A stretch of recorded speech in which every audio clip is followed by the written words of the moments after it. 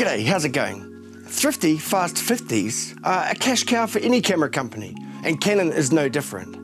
And with the recent release of the RF 50mm f1.8 STM for the R variant mirrorless bodies, the question naturally arises, how does it stack up against the EF 50mm f1.8?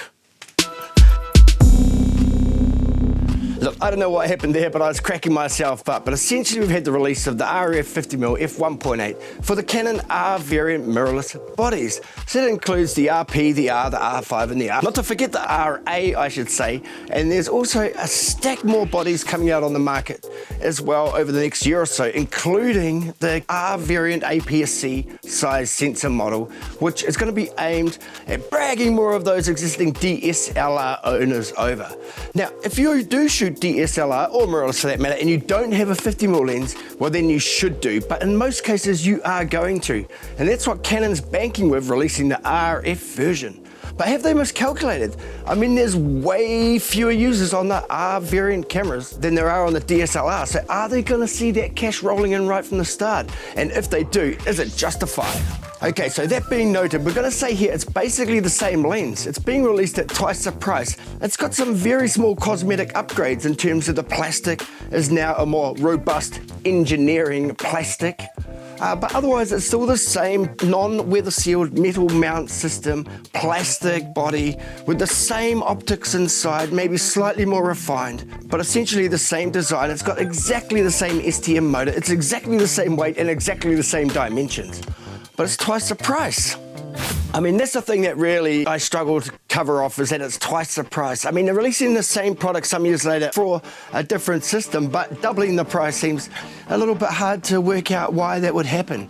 I mean, buying it directly for the R system does improve the form factor a wee bit, but you look at adapting the EF lens, and it's really not too much of an imposition on you, the extra less than an inch. I mean, you've paid half the price for the EF version, you've already got it in your bag. Why would you go and buy the RF version to save half an inch? But in terms of image quality, I have looked up online and there are some optical improvements, a little bit less chromatic aberration with the lens wide open and a little bit more contrast on the new variant lens. The one thing that I think Canon have really missed a trick with here is not including image stabilization in the lens. Sure, the R5 and the R6 now have in-body stabilization, but it has been struck with issues from the start. And up until now, the lens stabilization has always been dissatisfactory, so just slowing that shutter down a little bit to gather more light. And that's really where they could have grabbed the advantage over the other camera companies by having access to that 1.8 aperture and including image stabilization in the lens would just really open up the low light possibilities of this really extraordinary lens as well. So I own the EF variant. Would I be buying the RF variant because I have an EOS R? I mean, sure, I'd like to have the lens. If I had the lens, I would use it. But would I be buying it? The answer is a simple sorry, but no. And the reason for that is not simply to do with the form factor or double the price or anything like that. I mean, sure, I don't mind having two 50mm.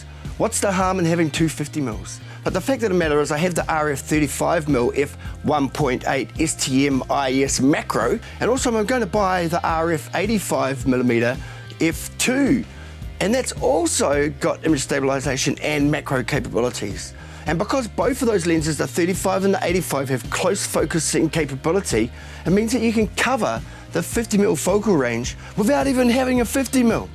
So the answer for me, having the 35 and coming up with the 85, I won't be getting the RF 50mm f1.8. So who should buy it? Well, if you're coming directly into the mirrorless realm, then I'd suggest absolutely it'd be a perfect lens to pair with your EOS R, your R5, your R6, your RA, your RP, your upcoming R1 or your R5S, your R9, your R7.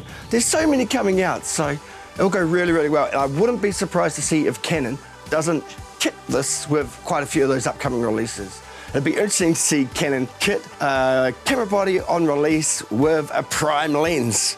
Wow, wouldn't that be interesting? Has it happened before? Let me know, I'm not sure that it has.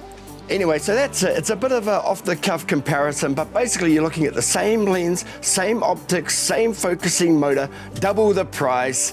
There's no real great advantage over the EF lens. I'd simply just be adapting the EF lens. You've got an adapter anyway. No one's bought an R variant camera without buying an adapter because we want to bring over our EF and our EFS lenses. As I say, new users to the system, jump in. You must have a 50mm. Whatever system you're buying it for, if you don't have a 50mm for your DSLR or mirrorless camera, then you're missing out. You don't know what you're missing. It's the best thing to do. Go out and get yourself a 50mm right now. Catch you on the next one.